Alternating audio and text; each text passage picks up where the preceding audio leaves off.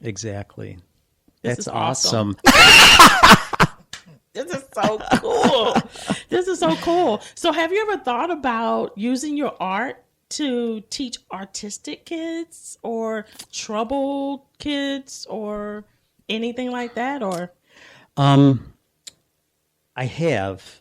Not necessarily troubled, but that's a great idea. And who knows, maybe you're speaking to me today about one of my next endeavors.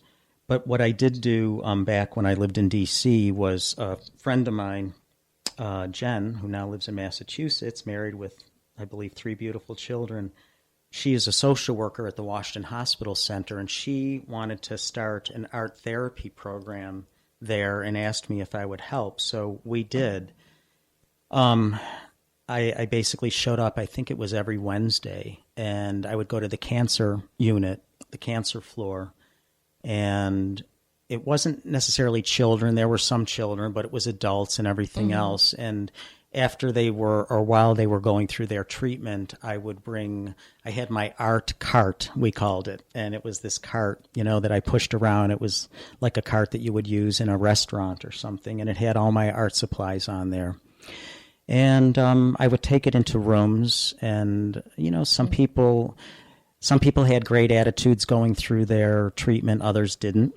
And I would try to get them all together down at the end of the hall around one table so that they could all kind of come out of themselves, so to speak, and out of their own heads and hearts, and share some of their struggles with the similar people that were going through similar issues.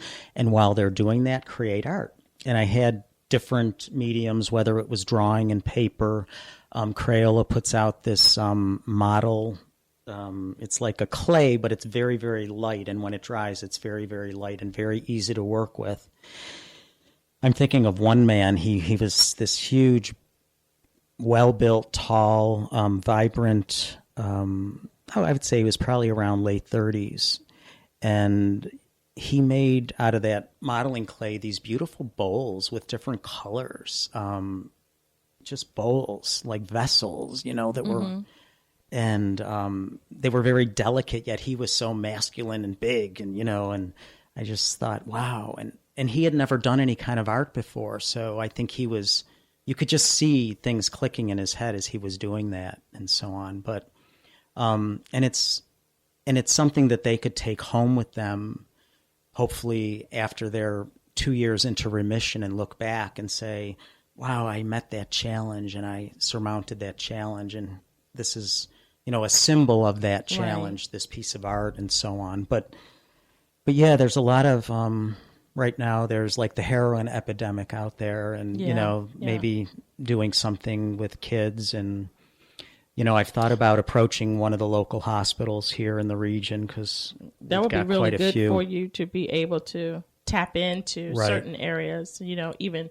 So before, I know we're winding time now, but I would love for you to share with my listeners how to get in touch with you and what's going on this weekend. Sure. Okay. Well, this weekend there's an art fair in Vieira, Florida, just south of Cocoa.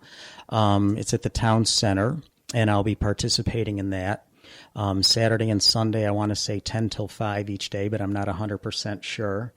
And if you can't make it, you could always look at my website, www.markpalmerarts.com. I'm at Mark Palmer Arts, or Mark Palmer Art, singular, at gmail.com, which is on my website. And, and some of the work I think we talked about is also I'm involved with this online store. It's under a website called stdibs.com, firstdibs.com, and you search for the store Emma, E-M-M-A. He doesn't have a physical store, but he's based out of Miami, and my work is in his store as well. Well, thank you again, Mark, for coming on my show, and I know that we will continue to speak our voice. Opal, it was great. Thank you, everyone, for tuning in. Thank you.